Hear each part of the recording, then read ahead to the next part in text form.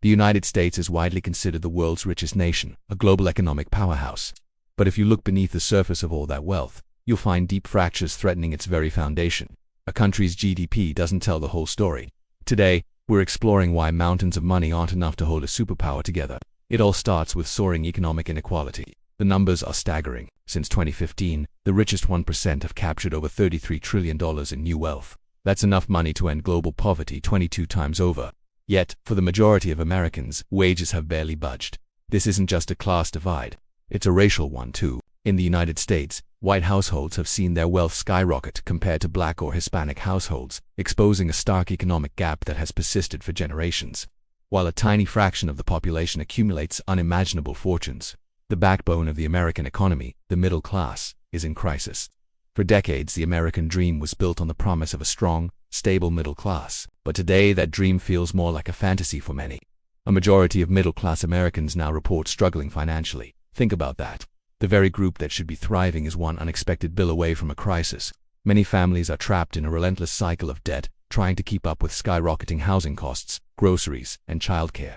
The math simply doesn't add up anymore. Incomes are not keeping pace with the cost of living, squeezing households until there's nothing left to save, nothing left for emergencies, and certainly nothing left for the future. This financial precarity creates a constant state of stress and instability, hollowing out the core of the nation's economic strength. This pressure is most visible in the housing crisis.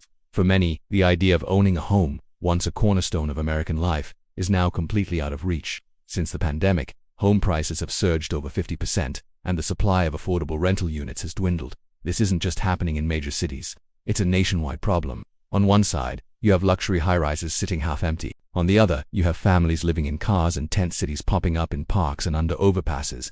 The explosion in homelessness, which has reached record numbers in recent years, is a direct consequence of this housing unaffordability. When people can't afford a roof over their heads, the social fabric begins to tear. Beyond housing, even the most basic human needs are becoming luxuries. Healthcare, for example, remains one of the top concerns for Americans. Millions face a painful choice every day: pay for life-saving medicine or pay the rent.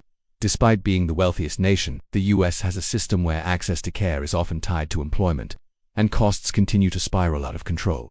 This isn't just about healthcare. The social safety net as a whole is strained. Decades of underinvestment in public infrastructure, education, and social services have left communities vulnerable. When a crisis hits, whether it's a pandemic or an economic downturn, there's little to catch those who fall.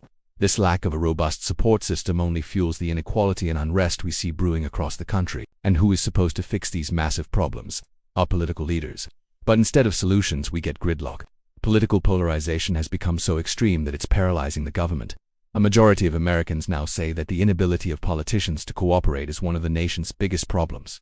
Bipartisan dysfunction isn't just a headline, it has real-world consequences. It means that urgent legislation on everything from infrastructure and housing to healthcare and climate change gets stalled indefinitely. The deep partisan divides prevent any unified response to the country's crises, leaving citizens feeling abandoned and unheard. This erosion of trust in institutions is one of the most dangerous fractures of all. These divisions aren't just political. They're woven into the very geography of the country. Many American cities and towns are deeply segregated by race and income. Where you live can determine your entire life path.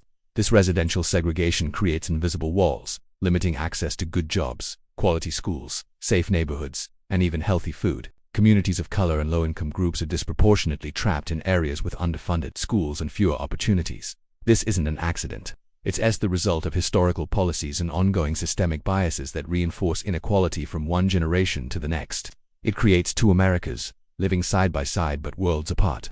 As these internal problems mount, you might expect the US to turn inward, and in some ways it has, but not in a productive way.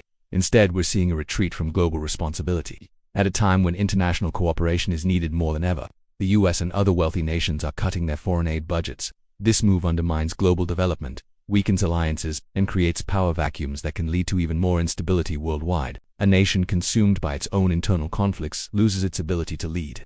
This retreat from the world stage is not a sign of strength, but a symptom of a superpower in decline, struggling to manage its own house. So, what does this all mean? It means that being the world's richest nation on paper is meaningless. If that wealth doesn't translate into well-being for its people, a country can have the highest GDP and still be falling apart at the seams.